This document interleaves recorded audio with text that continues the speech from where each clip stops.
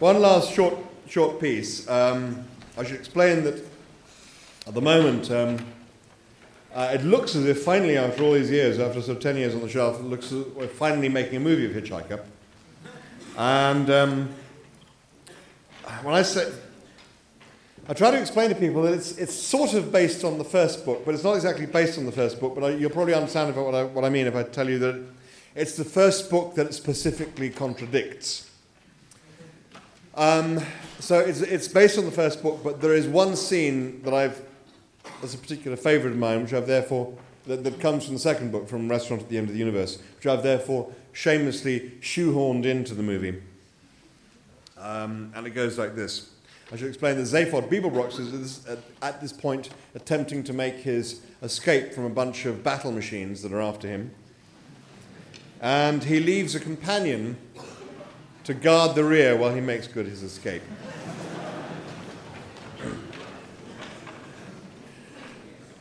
Marvin stood at the end of the bridge corridor.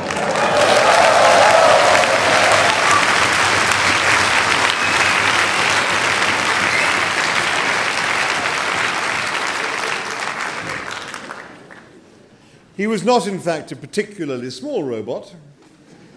His silver body gleamed in the dusty sunbeams and shook with the continual barrage which the building was still undergoing. He did, however, look pitifully small as the gigantic black tank rolled to a halt in front of him. The tank examined him with a probe. The probe withdrew. Marvin stood there. "Out of my way, little robot!" growled the tank. "I'm afraid," said Marvin, "that I've been left here to stop you."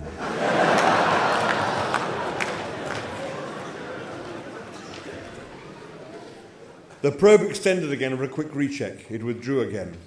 "You stop me!" roared the tank. "Go on!" "No, really, I have," said Marvin simply. "What are you armed with?" roared the tank in disbelief. "Guess," said Marvin. The tank's engines rumbled, its gears ground. Molecule-sized electronic relays deep in its microbrain flipped backward and forwards in consternation. "Guess?" said the tank. "Yes, go on," said Marvin. "You'll never guess."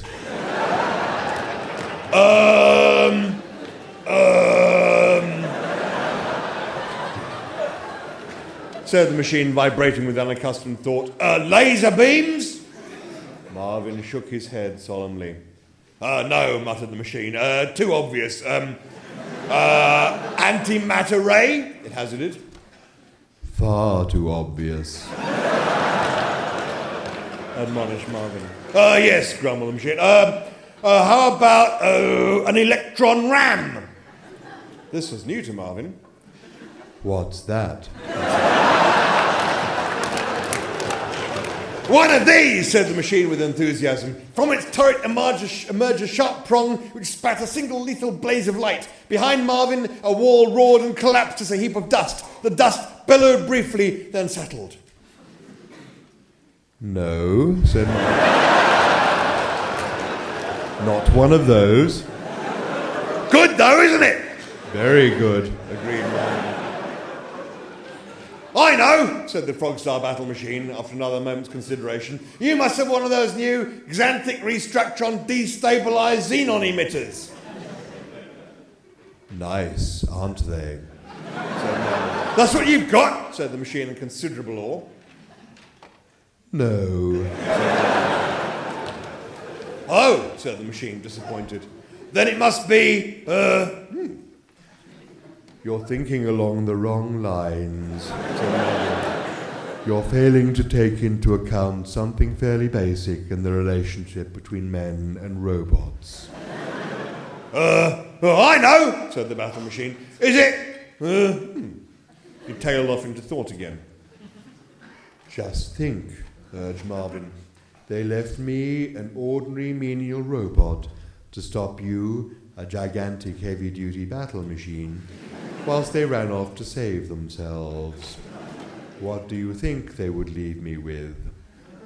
Ooh, muttered the machine in alarm. Something pretty damn devastating, I should expect. Expect, said Marvin. Oh, yes, expect. I'll tell you what they gave me to protect myself with, shall I? Yes, all right, said the battle machine, bracing itself. Nothing. There was a dangerous pause. Nothing! Roared the battle machine. Nothing at all, interned Marvin. Not an electronic sausage. The machine heaved about with fury. Well, doesn't that just take the biscuit? It roared. Nothing, eh? Just don't think, do they? And me, said Marvin in a soft, low voice, with this terrible pain in all these diodes down my left side. Makes you spit, doesn't it? Yes, agreed Marvin. Hell, that makes me angry, bellowed the machine. Think I'll smash that wall down. The electron ram stabbed out another searing blaze of light and took out the wall next to the machine. How do you think I feel? Said Marvin. Just ran off and left you, did they? The machine thundered. Yes, said Marvin. Think I'll shoot down that bloody ceiling as well, raged the tank. And took out the ceiling of the bridge. That's very impressive, murmured Marvin. You ain't seen nothing yet, promised the machine. I can take out this floor too, no trouble. It took out the floor too. Hell's bells, the machine roared as it plummeted 15 stories and smashed itself to bits on the ground below. What a depressingly stupid machine, said Marvin.